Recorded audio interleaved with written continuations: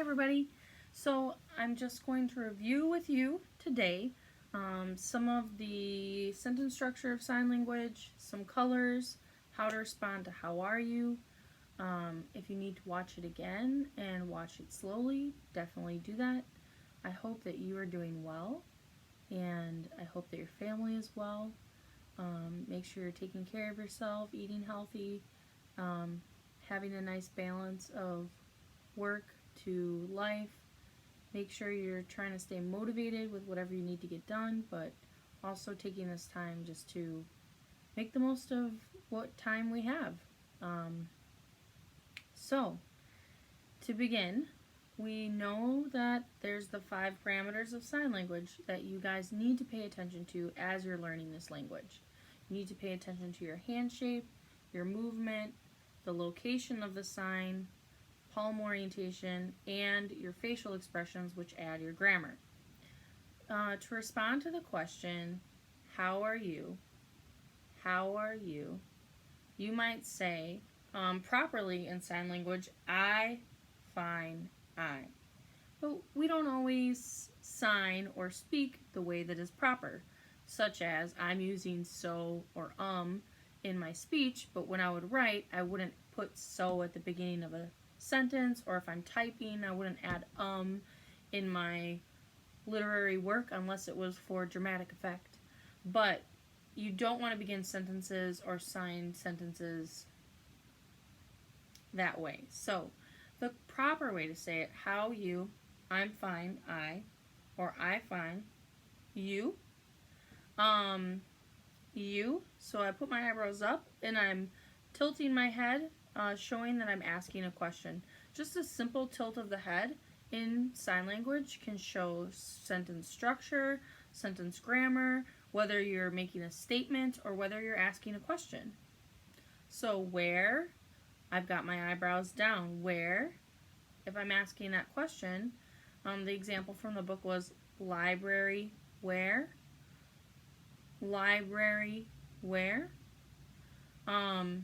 Notice that when I'm signing library and signing where, that I'm keeping it all in my finger spelling spot. When I'm signing how are you, I'm pointing directly at you.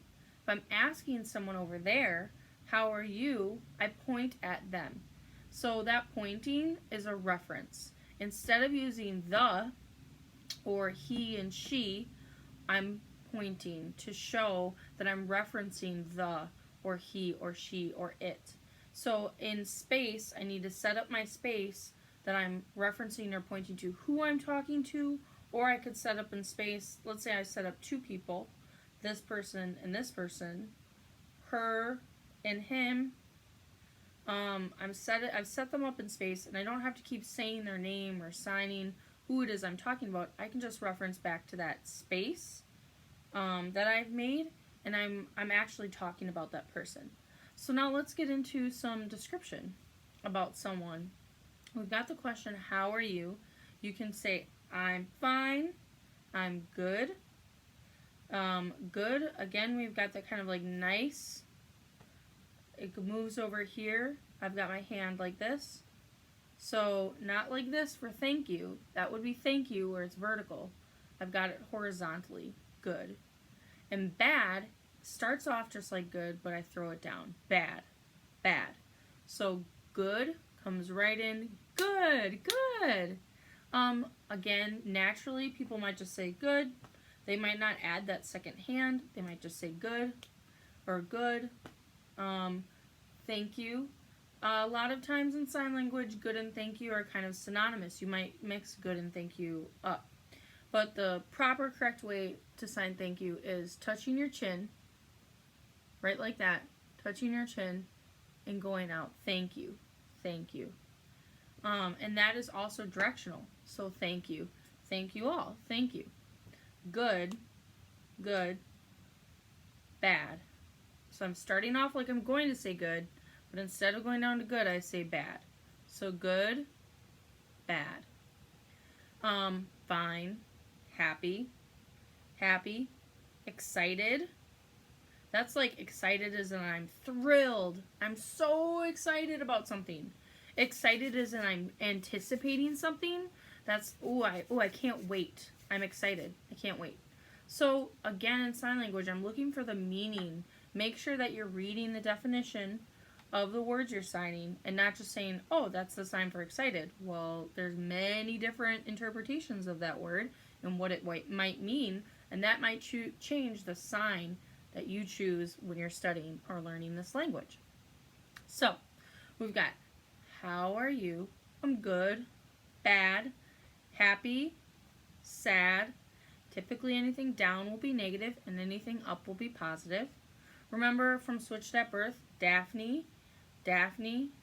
So good, bad, happy, sad, depressed. So I'm taking that like sparkle twinkle sign for twinkle twinkle that I'm going to be using a lot. So I start with a 5 and I bend my middle finger forward. I'm using my middle finger. I'm starting on my chest for excited, which is going up, up, up, and depressed, which is going down, down. So maybe you might be feeling a little down or sad because we're all in quarantine, we're all isolated, alone. The sign for alone is here, alone. The sign for single, single, alone. So a lot of us are feeling that way, kind of isolated. But I hope you're making the most of this opportunity. Let's move into colors.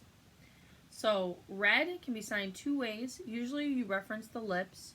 Red, red, red.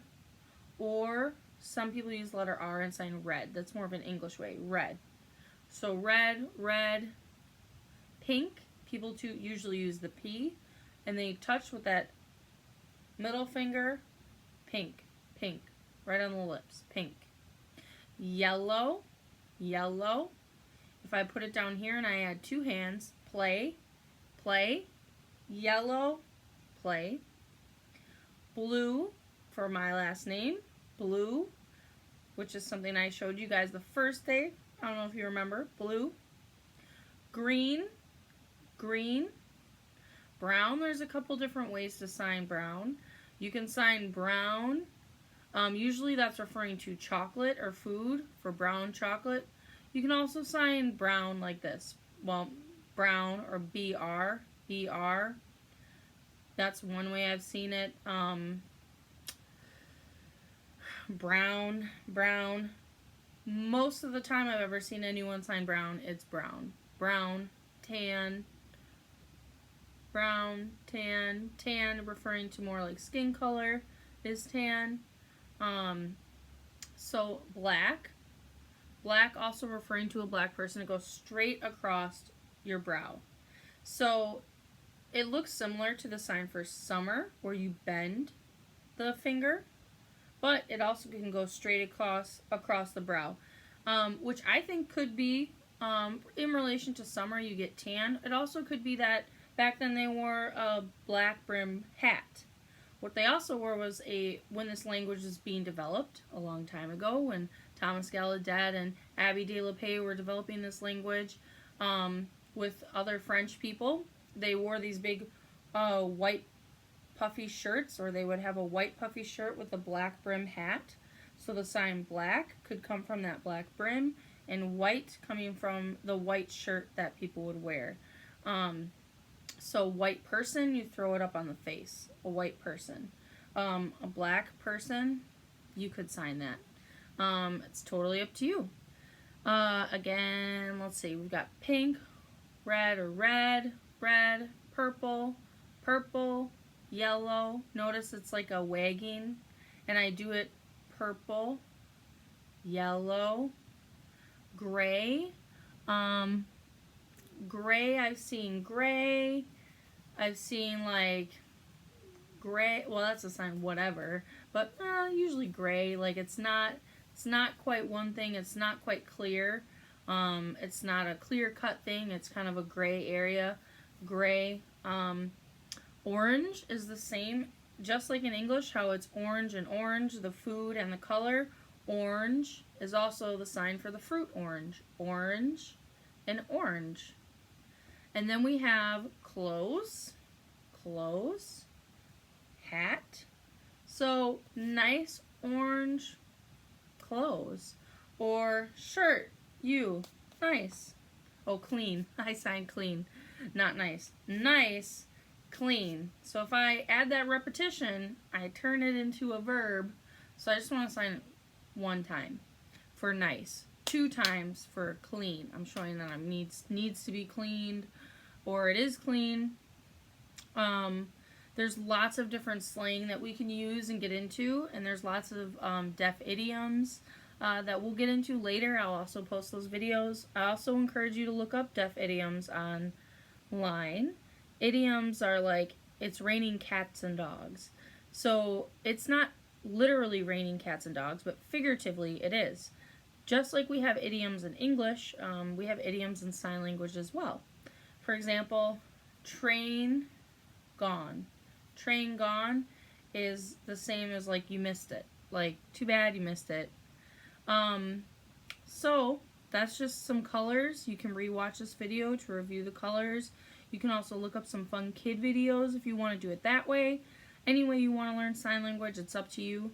I try to watch videos by people that are deaf. I try not to watch videos from people that are hearing. I prefer to learn the language from people that are deaf, that it's their native language. Also try to find people in the Midwest that are making videos, not videos from California or out east. Sometimes they're going to be a little bit different.